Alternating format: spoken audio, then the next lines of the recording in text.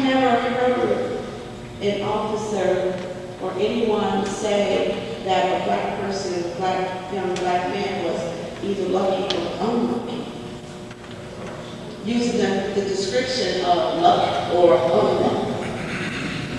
I'm just offering, so it's just my, my comments, my judgment, and I own it.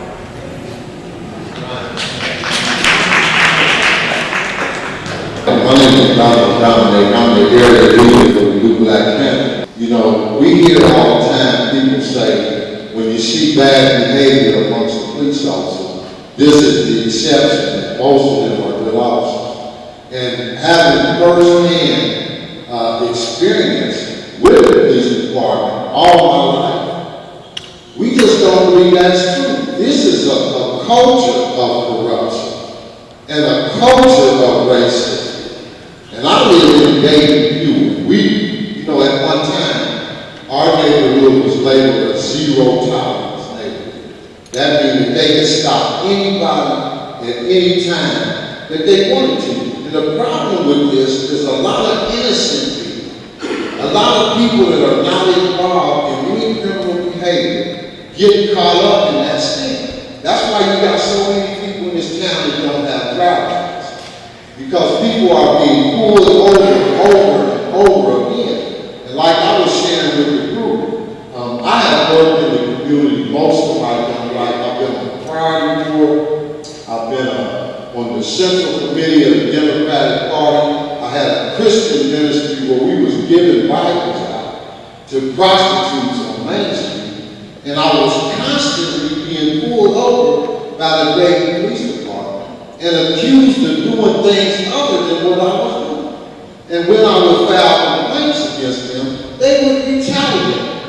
And the officer was talking about how they have a lot of stress, and this stress causes them to do this and that. But my problem is a lot of those officers spend a lot of time retaliating against people. They used to park in the alley behind my house and wait till I pulled off and pull me over. They broke in my house. They tasered me in front of my kids because I had a ticket because my dog had dogs. And these are the type of things that go on in the city of Dayton. To any answer is because the upper echelon in the police department, they don't care. And they tell you they don't care. It's like it's a culture where those lieutenants and sergeants, when the new officers come on the force, they give them orders to do certain things to certain people. And the way you make money is to go into the hood and kick some nigger ass for a few years. That's how you make sergeant in the Dayton Police Department. And we got to deal with what's really going on. And not all this jack. I don't deal with this person and my family. And so we want to see a culture of police in Dayton, Ohio change, and not all this cotton candy mess that y'all do.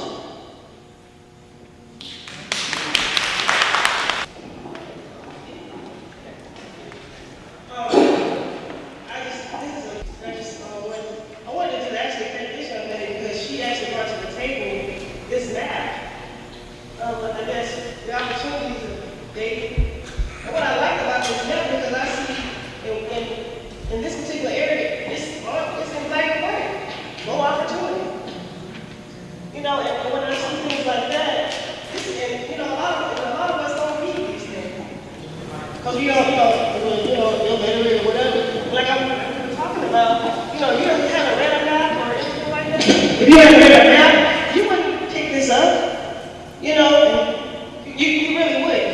But what I wanted to share was, because I have two sons who are teenagers, and the victim the whole rest of it is, I raise my boys very well, but I find myself, don't cover your head because it's a hoodie.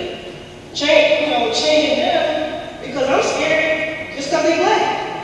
And I see the chief of police, it's just the fact that you're here, that says a lot. Because you get a chance to hear a lot of things that go on, but when we leave out these doors, sometimes we say things to pacify, like the brother said, we pacify each other's ears, but we go back to that same reality. What are we gonna do? And, you know, when we see things like this take place daily, I mean, I'm not a neighbor daily, but, you know, I like David, we moved here, but when I see black children with no opportunity, it's on the paper. So when we go in these closed meetings, is it really about us? It's not. Because if you see on the paper that I have no value, nothing, you're going to look past me.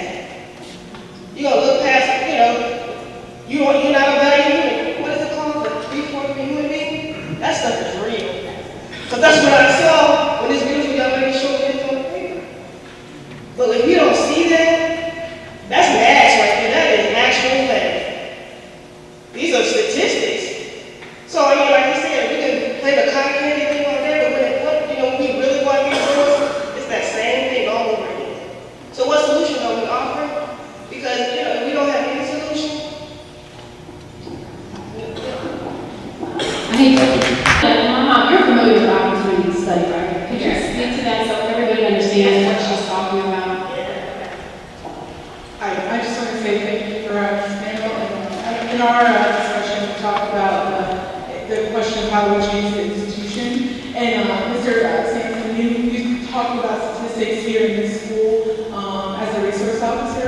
Just wondering if the school system, like the superintendent, is aware of those changes and how we can sort of take your model and take it to all of the schools. Because I'm a product of the public schools, Colonel One, class of 99. And so I just feel like what you showed, just those numbers in 1 year, could really change the school system for the better. So have you got any dialogue with administration? That you and the Colonel White go with the ratings.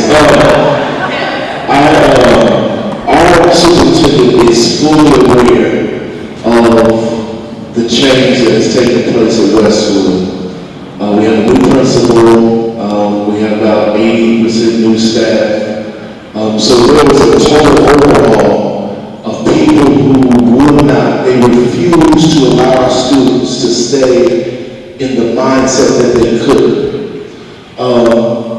But even in education, it's political.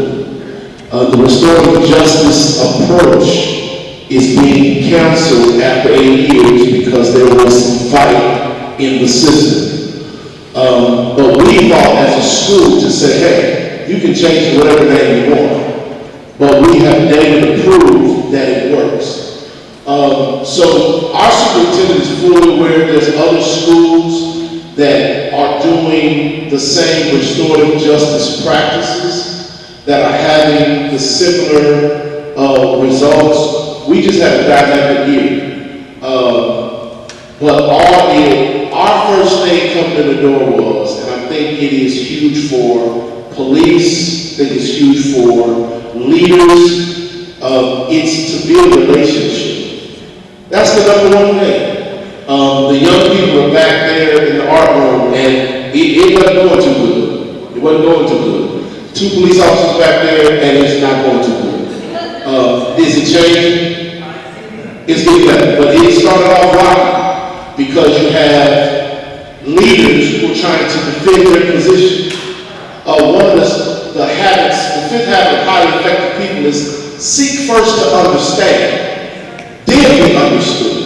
We have too many people who are trying to be heard versus trying to understand. So when we put ourselves in a position, let the young people talk, let the leaders talk, then come together and see where we can work together to make the difference. When I look at the opportunity map, it's depressing because I live in the very low, but I refuse to move because I'm not going to allow what you have designed on a map to tell me what I can and cannot do. And I will fight with everything in me in that little bubble that you put white very low. I live in that neighborhood. And our young people don't have that resolve to fight. Because if you fought so long and you keep getting beat up and you keep going, they say, you gotta have an answer. Well, I'm going to these people for an answer. Well, I want to say back then I'm done.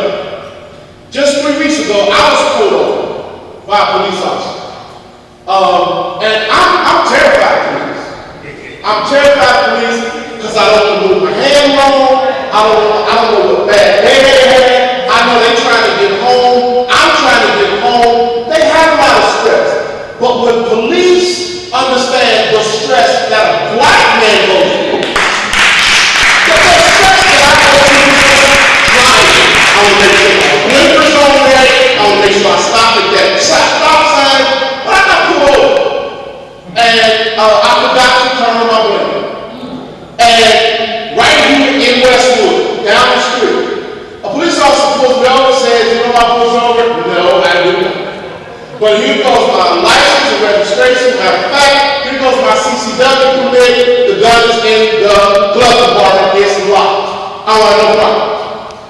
He says to me, I was fully suited, I was in my best suit.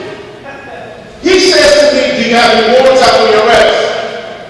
I said, no, sir. He says, are you sure? Because you look like you have a warrant out for your arrest.